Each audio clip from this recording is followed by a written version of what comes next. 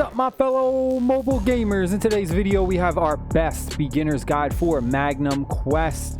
Before we get started, make sure you guys and girls are subscribed to the channel, hit the notification bell so you don't miss our next Magnum Quest video. Also hit the thumbs up button if this guide helped you out at all, or hit the dislike button if you already knew some of these tips and tricks. All right, next up is a very crucial mistake that anyone can make. This is probably the #1 thing that I have for you. Right here we have this thing called squad. Now this won't unlock until you reach a certain point in the campaign missions. Once you unlock squad, what it does is you put 5 characters, roughly your highest level characters, in these slots right here. Now what this does is it will duplicate that level, the lowest level of the 5, to whatever characters you put in the little book over here. Now why this is important is because early on you won't have the best characters, but you'll get a ton of summons.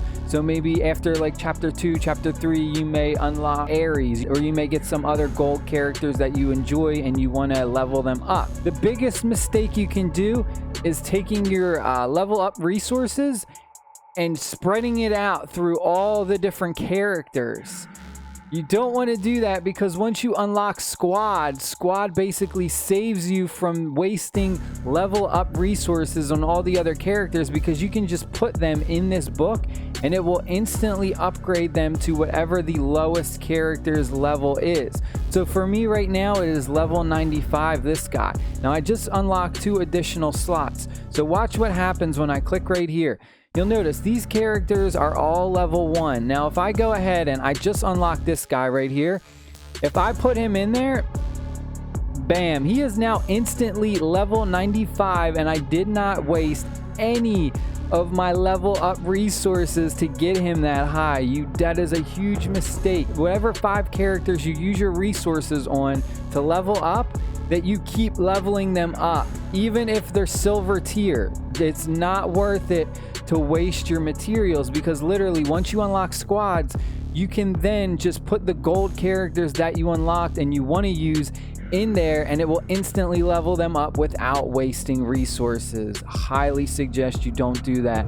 Don't go in here and be like, oh man, I just unlocked this gold character right here and I want to level her up, and then I'm just going to click level up and waste all my resources on her, when literally all you should do is focus on the 5 that are in your squad and then just throw her in the book. So first thing I want to talk about is when you first start the game out, you will have a specific character that you can unlock for your first purchase. The character is absolutely broken. He is arguably one of the best characters in the game. Now all you have to do is make any purchase. So initially when you go into your merchant where you can spend money for different things, the cheapest packet you will actually come across is $4.99.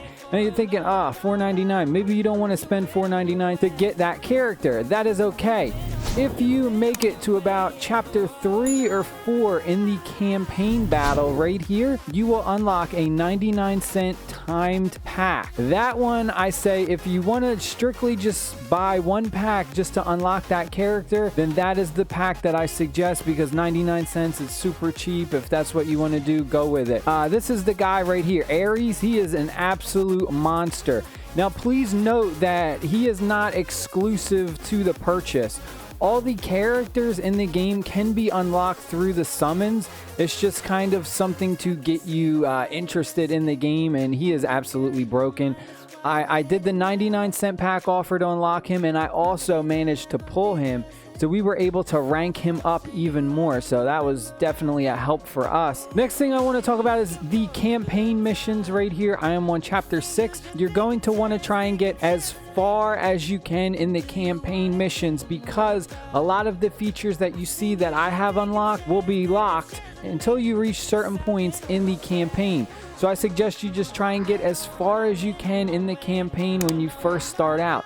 Also, another reason is because the deeper you get in the campaign missions, you will increase your AFK rewards, and you definitely want to have your AFK rewards as high as possible, because this will give you things like the gold, XP for your characters, XP for your account, various things. You'll also get some equipment occasionally for your characters. Next up, I want to say is add as many active players as you can. Right here, this is my friends list. You can get 20 of these friendship points a day from your friends. So you want to make sure you have active players who will be logging on and clicking the send and receive button, so that way you get that currency. Now, what do you do with the friendship points right here? Well, you take those to the summon area. We're going to go over to the summons, and there is actually a banner right here.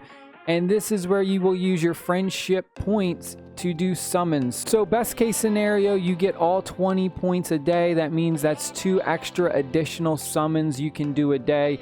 And this game is all about summoning. You are going to summon hundreds and thousands of times. There's a ton of characters to collect, and they all have different strengths and weaknesses. Now, while we're in the summoning area, you're going to see right here, magic list. Now, the game does talk about this briefly. So there's the different factions, and what you do is you actually select 5 of the characters that are kind of on your wish list, and you will have a higher probability to pull those golden characters when you're doing your summons.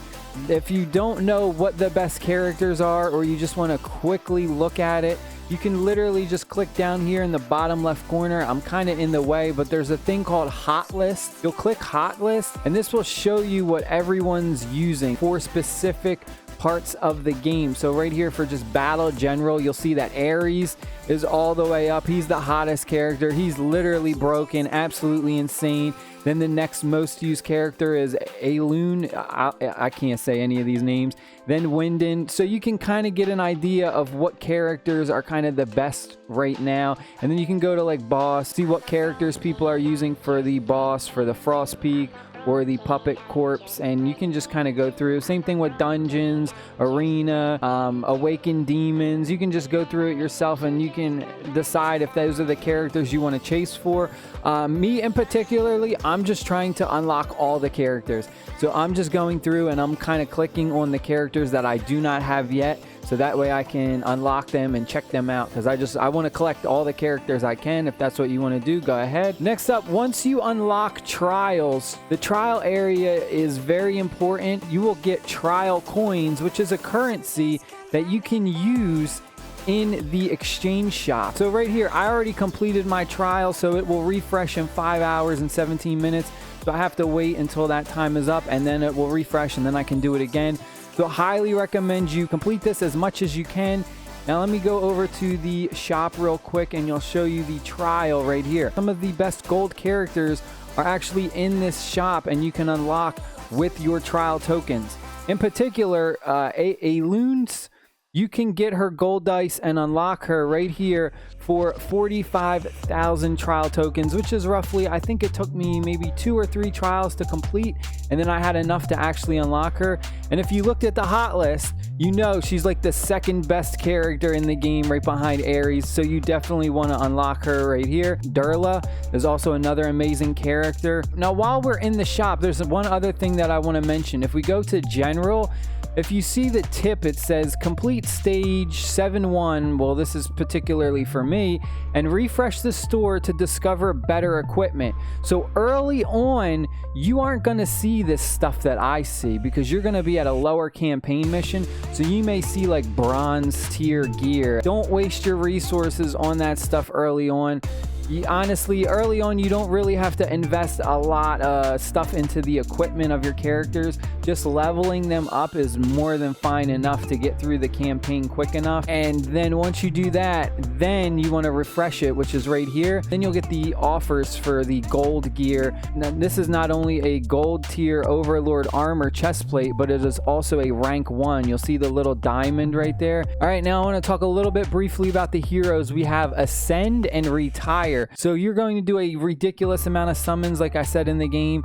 You're going to get these really junky bronze characters right here. They're literally useless. All they're used for is to retire them. You're just going to click the retire button. You'll go right here, you'll click retire, and what you'll do is you'll get some retire currency, and then you can just go into the shop and you can exchange those coins for different various items. They have no other use. It's not one of these games where you're gonna be on the game all day trying to keep up with other people. It's very, very friendly for pretty much anyone, so that's why I've been enjoying it. I love you guys and girls. Stay happy, stay safe. I'll see you all in the next video. Peace.